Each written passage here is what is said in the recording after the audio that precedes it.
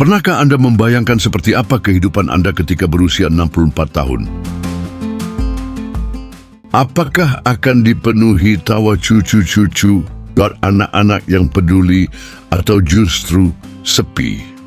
Saya ingin bercerita tentang satu pelajaran hidup yang sangat berharga. Pelajaran ini datang saat usia saya menginjak 64 tahun. Dan pelajaran itu datang bukan dari anak saya sendiri, melainkan dari 3 orang dan tak terduga, orang-orang yang mungkin selama ini tidak kita perhitungkan. Tapi merekalah yang benar-benar hadir di saat saya paling membutuhkan pertolongan. Bagian 1, harapan yang tak selalu sesuai kenyataan. Seperti banyak orang tua lainnya, saya dulu percaya bahwa di masa tua anak-anaklah yang akan menjadi tumpuan. Mereka yang saya besarkan, sekolahkan, rawat saat demam, dan tangisi saat patah hati. Saya berpikir, jika suatu hari saya sakit atau lemah, mereka pasti akan menjaga saya seperti saya menjaga mereka dulu. Tapi kehidupan, teman-teman, tidak selalu seindah harapan. Di usia 64, saya terkena serangan stroke ringan. Tubuh bagian kiri melemah, jalan pun terseok. Dan saat itulah saya sadar, anak-anak saya terlalu sibuk.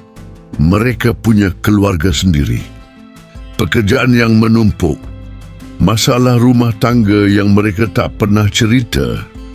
Saya tak ingin menyalahkan. Saya hanya kecewa dan merasa sangat sendiri. Bagian 2, orang pertama, tetangga yang tak pernah saya sapa. Hari itu, saya jatuh di depan rumah, tidak bisa bangun. Saya pikir mungkin ini akhirnya, tapi kemudian terdengar suara langkah cepat dan teriakan, "Pak, Bapak nggak apa-apa?" Itu Bu Retno, tetangga yang rumahnya berdempetan dengan saya. Selama ini kami hanya saling angguk saat bertemu. Tak lebih dari 2 kata, "Pagi Bu." Tapi hari itu, dia berlari tanpa ragu. Dia bantu saya bangun, telepon ambulans, bahkan ikut ke rumah sakit. Sejak saat itu saya sadar, kadang yang menolong bukan orang terdekat secara darah, tapi yang dekat secara hati dan kepedulian. Bagian 3, orang kedua, perawat home care yang mengajar saya bersyukur. Setelah dirawat, saya butuh fisioterapi rutin. Anak saya mencarikan jasa home care.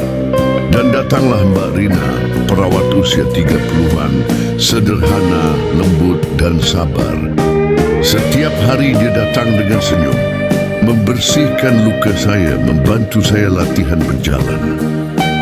Tapi lebih dari itu, dia mendengarkan.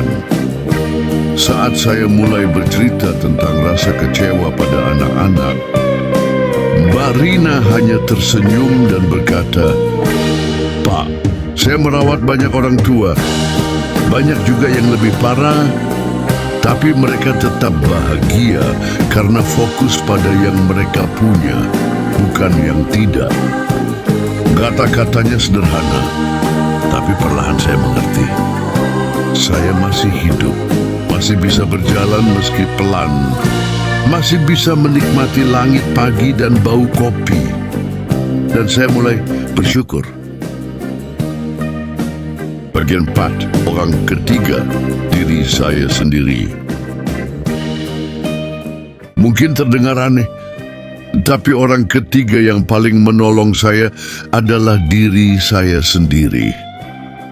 Setelah melewati masa krisis kesehatan, saya sadar bahwa saya harus berdamai dengan kenyataan.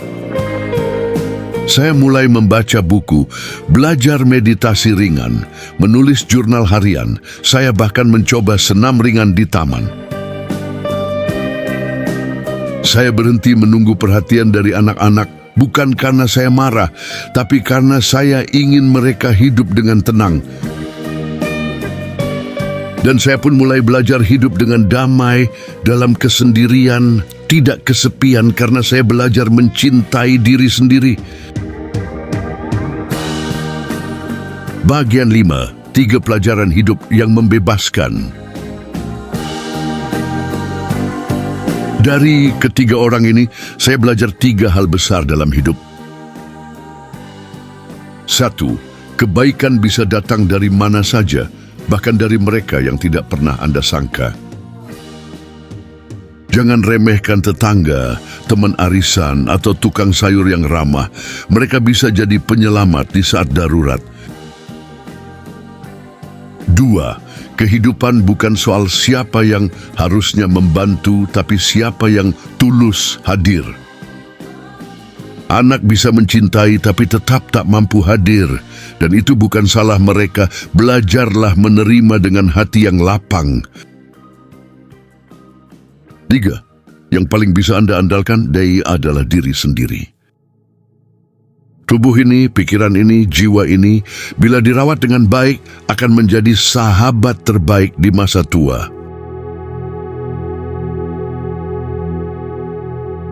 Penutup, jangan menunggu untuk merasa dicintai.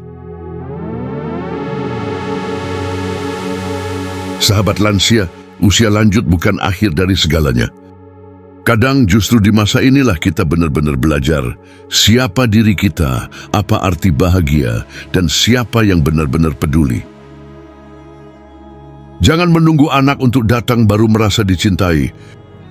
Jangan menunggu pasangan mengerti baru merasa dihargai. Cintailah diri sendiri terlebih dahulu, maka dunia pun akan mulai berubah perlahan.